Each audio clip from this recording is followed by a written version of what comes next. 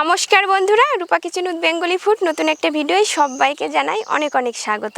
আজকে চুই ঝাল দিয়ে হাঁসের মাংস রান্না করব। তবে রান্না করার পদ্ধতিটা একটু আলাদা। এভাবে হাঁসের মাংস রান্না করলে হাঁসের মাংসর একটা বিটকেল গন্ধ থাকে, ওটা অনেকটাই কমে যায়। আর চুই ঝাল মাংসই ব্যবহার করলে মাংসের স্বাদই আলাদা এনে দেয়। প্রথম থেকে শেষ পর্যন্ত ভিডিওটি আপনারা দেখতে থাকুন, আশা করছি আপনাদের কাছে ভীষণই ভালো লাগবে।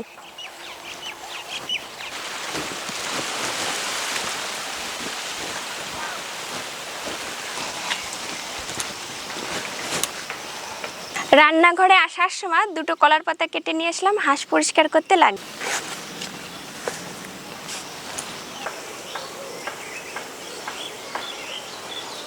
চুই ঝাল দিয়ে মাংস রান্না করলে খেতে কি দারুণ হয়। হাঁস পরিষ্কার করার জন্য গরম জল করে নেব।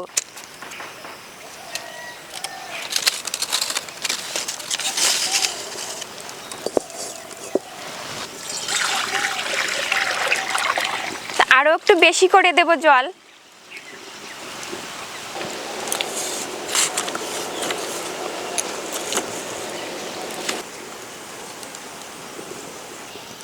জলটা বেশ ভালো করে গরম করে নিলাম, লোমটা ভালোভাবে উঠবে।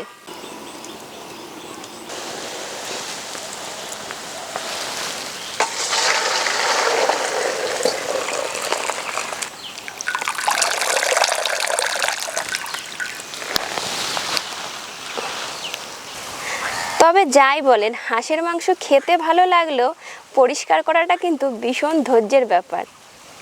যার যতটা ধৈর্য আছে সে ততটাই ভালো পরিষ্কার করতে পারবে। গায়ে ভালো করে হলুদ মাখিয়ে নেব। গায়ে ভালো করে হলুদ মাখিয়ে নিলাম, এবার পুড়িয়ে নেব।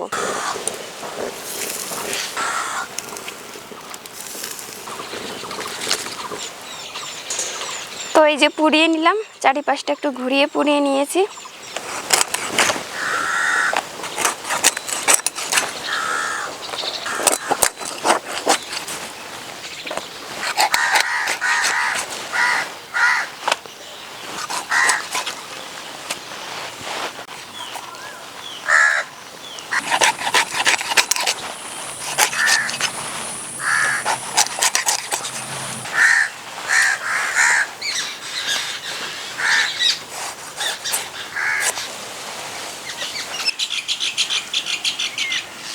মাংস কাটা হয়ে গেল, এবার ভালো করে ধুয়ে নেব।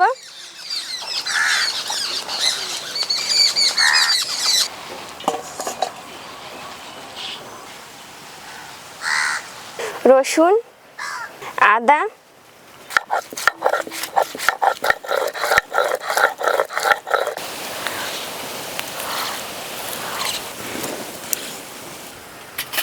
এক চামচ মতো গোটা ধনে, এক চামচ মতো গোটা জিরে, শুকনো লঙ্কা,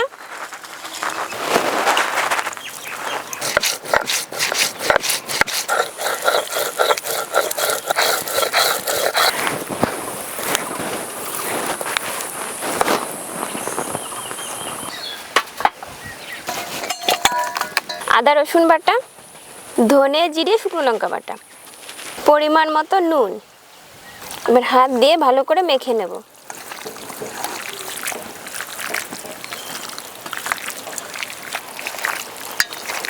এটা মাখার সময় আর তেল দিলাম না, এমনিতেই তো হাঁসে প্রচুর তেল, একবারে রান্নার সময়ই দেব। এবার ঢাকা দিয়ে 1 ঘন্টা রেখে দেবো, এতে করে মশলা মাংসর ভিতরে ভালো করে ঢুকবে। তো এবার চুই ঝালগুলো কেটে নেব।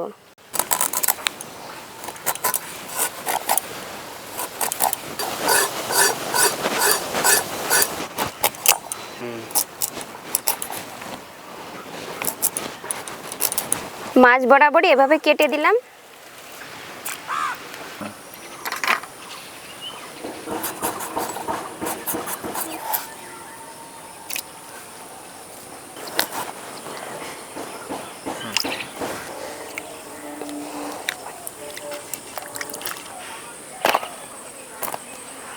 কড়াইতে দিয়ে দেব সরষের তেল।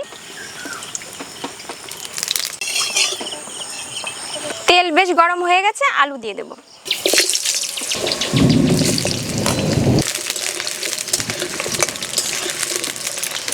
আলু ভাজার সময় একটুখানি নুন দিয়ে দেবো।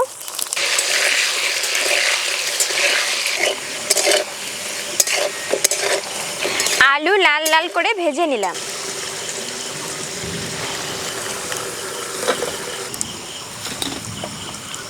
রান্নায় খুব বেশি তেল ব্যবহার করব না, এমনিতেই হাঁসের মাংসয় তেলের পরিমাণটা বেশিই থাকে।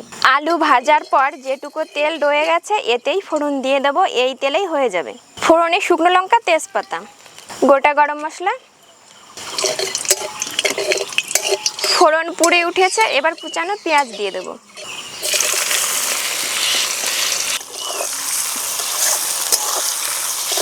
নাড়াচাড়া করে পেঁয়াজ 50% ভেজে নেব।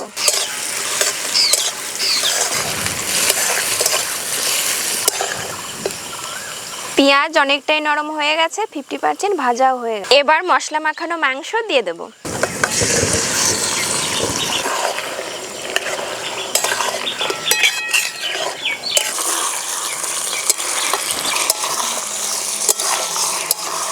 মাংস দিয়ে একটু নাড়াচাড়া করে নিলাম, এবার ঢেকে দেব। ঢাকা অবস্থায় উনুনের জাল কমিয়ে দেব, না হলে তলা থেকে লেগে যেতে পারে। আকাশে প্রচণ্ড মেঘ করেছে, যখন তখন ঝড় উঠে আসতে পারে। ঢাকনা তুলে একটু নেড়ে দিতে হবে, না হলে তলা থেকে লেগে যেতে পারে। কতটা জল ছেড়েছে।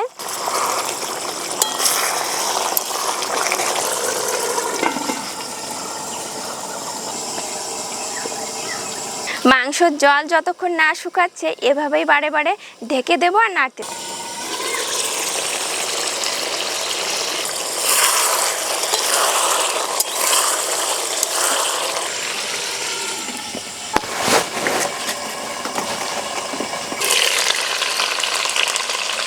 দেখুন জল অনেকটাই শুকিয়ে গেছে আর পাঁচ দিয়ে তেলও ছাড়তে শুরু করে দিয়েছে। এবার টমেটো কুচি দিয়ে দেব। কালারের জন্য কাশ্মীরি লঙ্কার গুঁড়ো, হলুদ গুঁড়ো,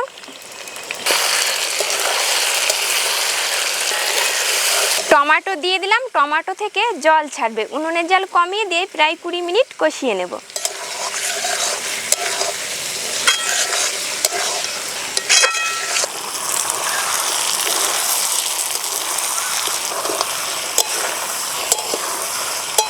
দশ মিনিট কষানোর পরে চই ঝাল দিয়ে দেবো।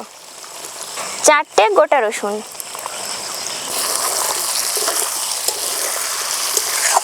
হাঁসের মাংস যত ভালো কষানো হবে ততই খেতে সুস্বাদু হবে। প্রায় 22 মিনিট ধরে কষিয়ে নিলাম। এবার গরম জল দিয়ে দেবো। হাঁসের মাংস সিদ্ধ হতে সময় লাগবে, জলের পরিমাণটা বেশিই দেব। দেখে মনে হচ্ছে অনেকটাই জল, তবে কাঠের জাল তো শুকাতে সময় লাগবে না। চাপা দিয়ে ঢেকে দেব, মাংসটা খুব সুন্দর সিদ্ধ হবে। শিলে গোটা গরম মশলা বেটে দেব, গন্ধটা বেশ ভালো আসবে। জল দিয়ে 15 মিনিট মতো জাল করে নেব। এই দেখুন অনেকটাই জল কমে গেছে। ভেজে রাখা আলু দিয়ে দেব।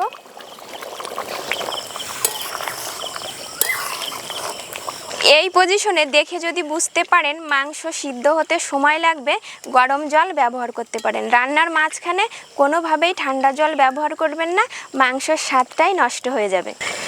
আবারও ঢেকে দিলাম।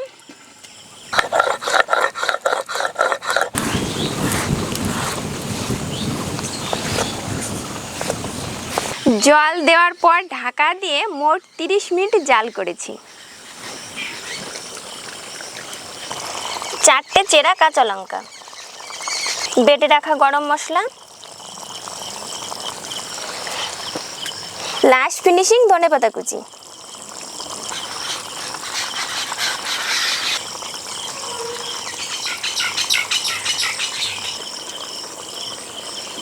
চই ঝাল দিয়ে হাঁসের মাংস। রংটা কত সুন্দর হয়েছে আর কতটা লোভনীয়। হাঁসের মাংস রান্না করার আগে 1 ঘন্টা মশলা মাখিয়ে রেখে দেবেন। হাঁসের মাংস একটা বিটকেল গন্ধ আছে, ওটা অনেকটাই কমে যাবে।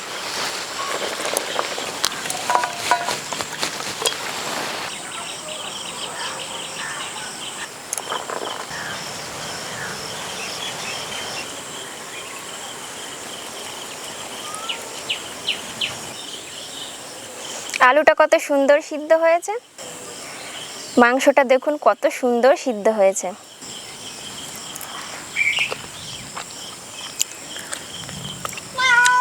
মাংসটা সুন্দর সিদ্ধ হয়েছে, খেতেও ভীষণই সুস্বাদু হয়েছে। এভাবে হাঁসের মাংস রান্না করলে হাঁসের মাংসের বিটকেলে একটা গন্ধ আছে, ওটা অনেকটাই কমে যায় আর খেতেও ভীষণ সুস্বাদু হয়। এভাবে বাড়িতে একদিন ট্রাই করে দেখুন, খেয়ে যদি ভালো লাগে অবশ্যই কমেন্ট করে জানাবেন। আজ তবে এখানেই শেষ করছি, আবার দেখা হবে নতুন ভিডিও নতুন রেসিপি নিয়ে। ততক্ষণ ভালো থাকবেন, অনেক অনেক সুস্থ থাকবেন।